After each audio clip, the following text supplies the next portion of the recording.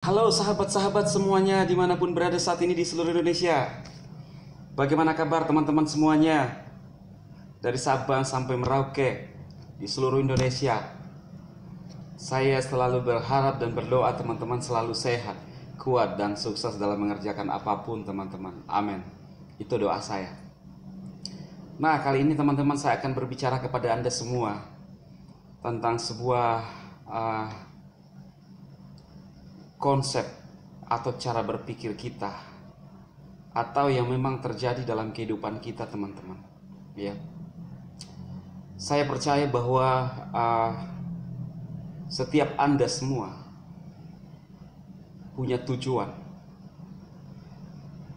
punya keinginan, dan saya yakin bahwa Anda punya harapan yang terbaik. Benar nggak teman-teman? Iya kan?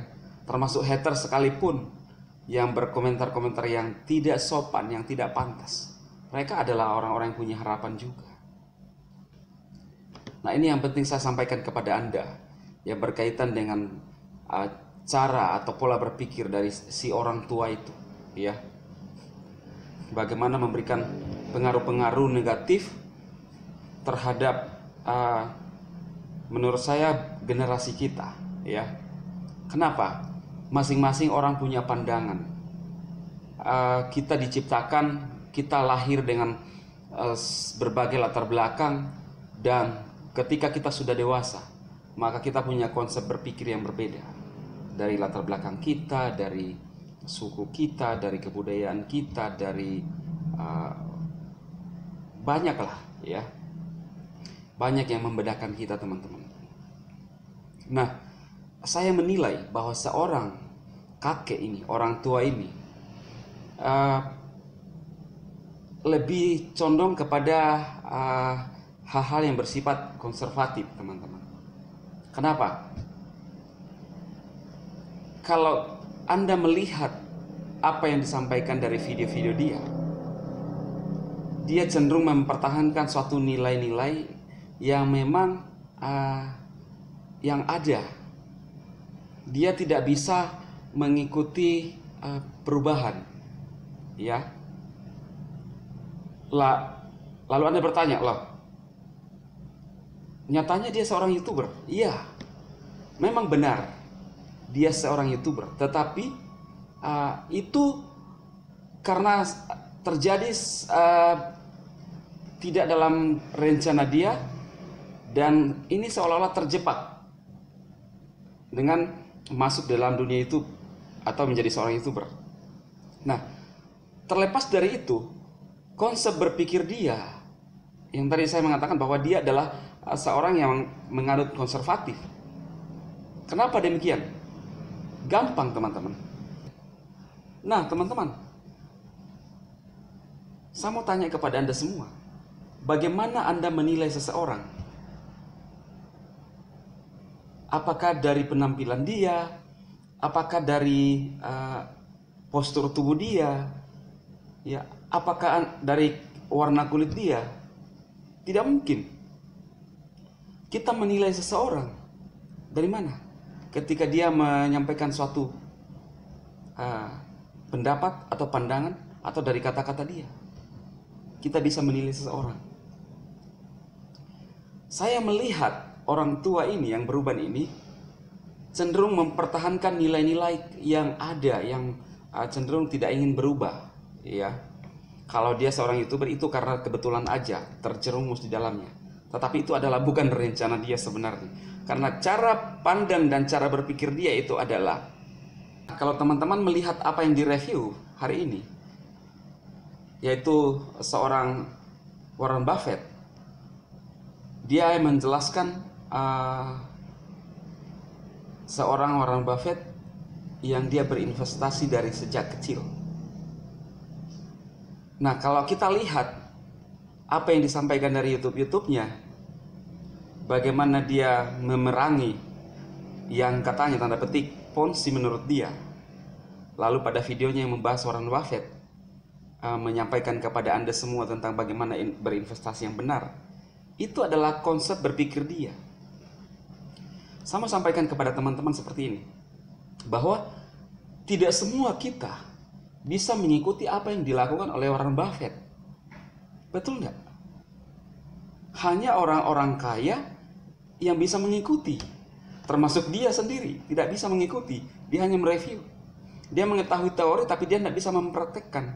Dia tidak bisa memberikan solusi. Memang pada buku Robert Kiyosaki dijelaskan bahwa 4 kuadran manusia. Warren Buffett adalah orang-orang yang ada di kuadran ke-4. Ya, mereka adalah orang investor yang punya modal besar. Tadi saya mengatakan bahwa bagaimana jika Anda atau kita terlahir dengan bukan keturunan orang kaya. Kita lahir makan aja susah. Nah, kalau kita terpatok dengan yang disampaikan oleh orang tua ini, maka percayalah, orang-orang yang lahir miskin tidak akan pernah sampai ke sana.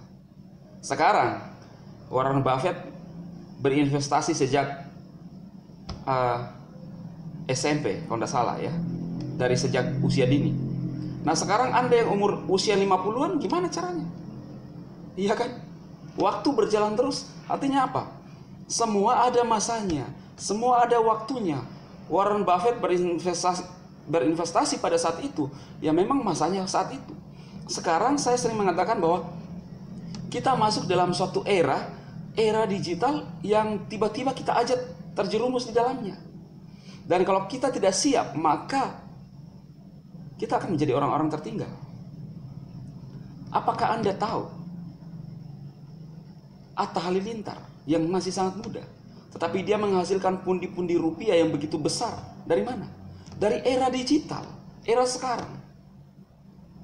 Dia seorang YouTuber yang terkenal, bahkan terbesar di Asia Tenggara, kalau tidak salah ya. Tapi di Indonesia siapa yang bisa kalahkan subscriber dia? Artinya apa? Seorang YouTuber era sekarang, kita bisa mendapatkan uang dari seorang YouTuber. Tidak hanya dengan berinvestasi dan punya modal besar seperti yang dibahas oleh orang tua si kakek ini. Yang saya menyampaikan bahwa dia cenderung seorang yang konservatif dalam kehidupannya. Pandangan dia itu tidak cocok diaplikasikan dengan masa sekarang atau era sekarang. Ya bisa saja mungkin sebagian orang yang bisa melakukan itu bisa. Saya tidak mengatakan bahwa tidak bisa. Saya menyampaikan bahwa bisa saja. Tetapi kita lihat situasi dan kondisinya. Tapi perlu dipahami bahwa dia pun harus memahami bahwa era sekarang tidak bisa kita bantah, tidak bisa kita pungkiri bahwa banyak orang berubah dari suatu era yang ada sekarang, seperti YouTuber, seperti aplikasi, banyak aplikasi yang bisa merubah kita. Nah, kalau teman-teman lihat, Warren Buffett saja sekarang pada tahun 2021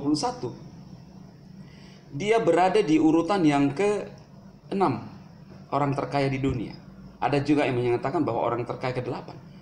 Yang pertama ditempati oleh siapa? Jeff Bezos. Dia adalah seorang pemilik Amazon. Ya.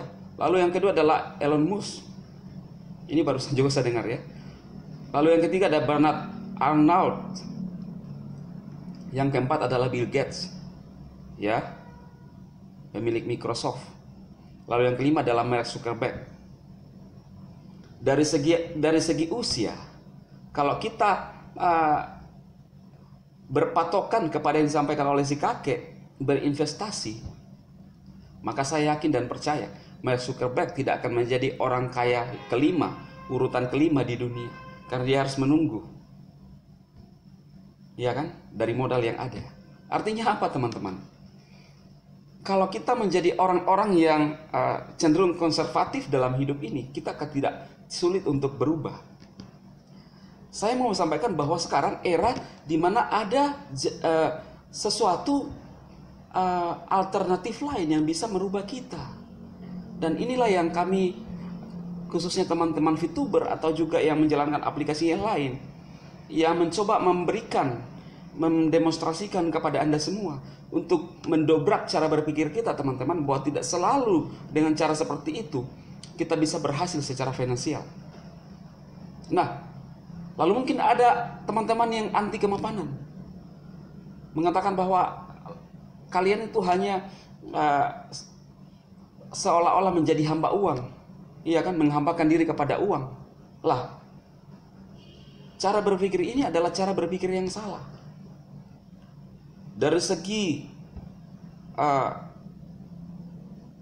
keagamaan, ya, kalau saya berbicara tentang kekristenan, Tuhan menjadikan saudara menjadi seorang yang berkemenangan.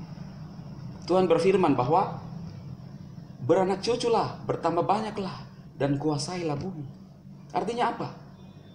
Bagaimana Anda bisa menguasai bumi kalau Anda orang yang tidak punya finansial? Tuhan menciptakan langit dan bumi ini, finansial ini, untuk menjadi milik Anda. Artinya apa? Jangan membatasi pikiran Anda dan terjebak dengan suatu pandangan bahwa uang itu adalah ketika kita bekerja itu adalah uang adalah segalanya, dan seolah-olah bahwa kita ini adalah hamba uang.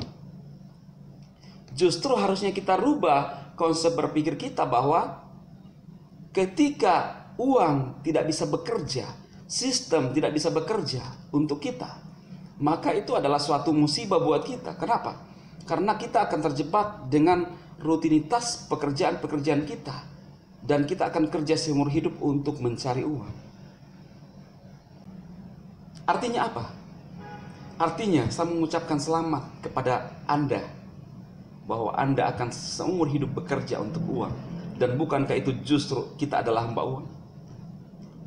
Karena itu teman-teman, mulailah punya konsep berpikir yang berbeda.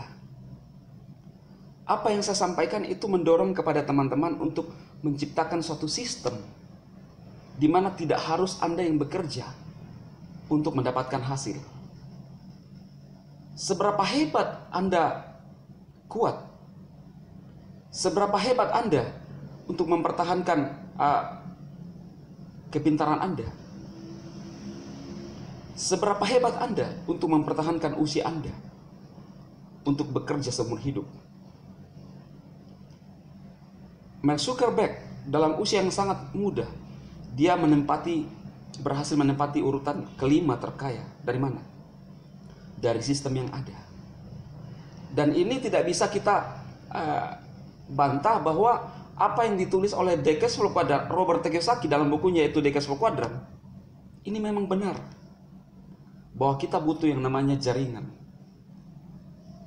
Kita butuh namanya jaringan. Kalau Anda saat ini bingung dan seolah-olah dalam hidup Anda ingin menyerah dengan kehidupan Anda yang begitu-begitu saja, saya mau sampaikan kepada Anda, bangkit teman-teman. Mulailah belajar tentang sebuah bisnis jaringan untuk masuk menjadi seorang investor. Untuk sampai kepada seorang investor, kita butuh alternatif lain. Kita butuh cara lain untuk sampai ke sana. Bagaimana caranya? Dengan membangun jaringan. Bagaimana membangun aset kita sebagai seorang pembangun jaringan, itu yang kita kerjakan. Nah, jangan percaya dan jangan dengarkan opini yang dibangun oleh si kakek ini yang seolah-olah mengatakan bahwa ketika ada referral, itu adalah ponzi. Referral itu adalah sebuah konsep jaringan, ada strategi marketing untuk mempercepat bisnis daripada kita. Dan di dalam sistem jaringan itu masing-masing kita bisa saling menguntungkan teman-teman, dengan sistem yang fair, pembagian yang fair. Inilah yang tidak dimengerti oleh si orang tua yang kakek ini, yang cenderung konservatif dengan cara berpikir dia.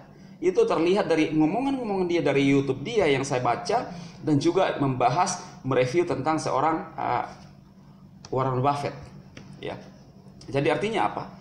Konsep yang ada di otak kita itu tidak selalu seperti itu yang benar, dan konsep itu bisa diterima dengan orang lain. Ingat, nah, jadi intinya apa teman-teman? Kita harus siap dengan perubahan. Jangan menjadi orang-orang yang apatis, acuh tak acuh, bahkan cenderung masa bodoh, tidak peduli dengan orang lain. Kalau misalnya di VTube ada orang-orang yang selalu menjelek-jelekkan atau menghasut orang untuk memusuhi aplikasi Fitup. Dia tidak bisa melihat dampak dari yang sudah dikerjakan oleh manajemen atau dari Mr. Jack sebagai sewa pendiri aplikasi Fitup. Dia tidak bisa melihat dampaknya. Begitu banyak menolong masyarakat di masa pandemi. Justru hadir memberikan informasi-informasi negatif. Jangan kita menjadi orang-orang yang konservatif dalam hidup ini, tidak peduli. Mempertahankan apa yang Anda rasa itu yang terbaik, padahal tidak cocok dengan perkembangan kita. Jadi sahabat-sahabat saya semuanya, apa yang saya sampaikan kali ini mengungkapkan suatu pandangan saya, menjelaskan suatu pandangan saya, mendemonstrasikan suatu pandangan saya. Bagaimana kita menjadi orang-orang yang berkemenangan dalam kehidupan ini. Berkemenangan dalam banyak hal, tetapi tentunya kita tidak bisa pungkiri bahwa kita masih hidup di dunia, bro. Saya lebih mengarah kepada berkemenangan untuk finansial kita. Apakah Anda tidak butuh yang namanya keuangan? Sering saya mengatakan itu. Semua apa yang kita lakukan, aktivitas kita, itu berkaitan dengan uang. Jangan selalu mengatakan bahwa janganlah menjadi hamba uang. Kan saya sudah menjelaskan. Penafsiran saya menjadi hamba uang adalah ketika saya terus bekerja lalu menghasilkan uang. Bukankah sesuatu yang luar biasa ketika kita punya sistem di mana tenaga kita tidak terkuras, lalu kita mendapatkan banyak hasil. Jangan selalu mengatakan bahwa ini adalah suatu sistem ponzi. Bukan. Ini adalah suatu perkembangan zaman. Era di mana kita tidak bisa mengelak lagi. Subscriber yang banyak sekarang adalah orang-orang yang berhasil di YouTube. Kalau Anda masih mempertahankan apa yang menjadi dasar pemikiran Anda, apa yang menjadi konsep Anda. Dulu, orang punya banyak lahan itu adalah orang kaya. Dulu, orang punya pabrik besar itu adalah orang kaya. Tapi sekarang, bukan lagi ditentukan dengan hal itu. Mungkin masih bisa terpengaruh.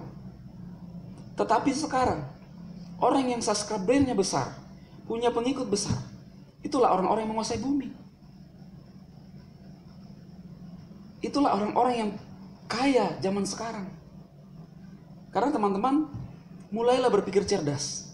Ya, bayangkan ketika kita sebagai seorang kreator mengupload YouTube, video kita di YouTube, ditonton oleh banyak orang, maka otomatis dolar akan mengikuti.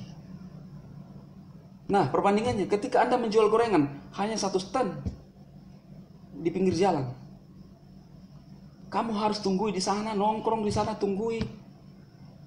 Lalu apa? Capek pulang dorong gerobak. Saya tidak menghina ya, tidak. Tapi ini adalah cara berpikir. Tenaga kita habis di sana. Kita harus tongkrong semuanya. Subuh-subuh kita harus bangun untuk membuat bahan-bahan semua. Lalu kita malam hari kita menjual. Sepanjang hari kita bekerja untuk mencari itu, untuk mendapatkan pundi-pundi. Tetapi ketika kita sebagai seorang kreator atau yang menjalankan aplikasi, di aplikasi yang saya jalankan sekarang Polaris, setiap hari saya mengecek ada uang yang masuk, ada pundi-pundi, ada tabungan yang masuk. Itu adalah sebuah sistem, teman-teman. Karena itu yang saya sampaikan ini adalah sebuah konsep di era sekarang, bahwa jangan kita menjadi orang-orang yang konservatif dalam kehidupan ini, tertutup dengan perubahan. Saya Dema memberkati Anda semua. Sukses.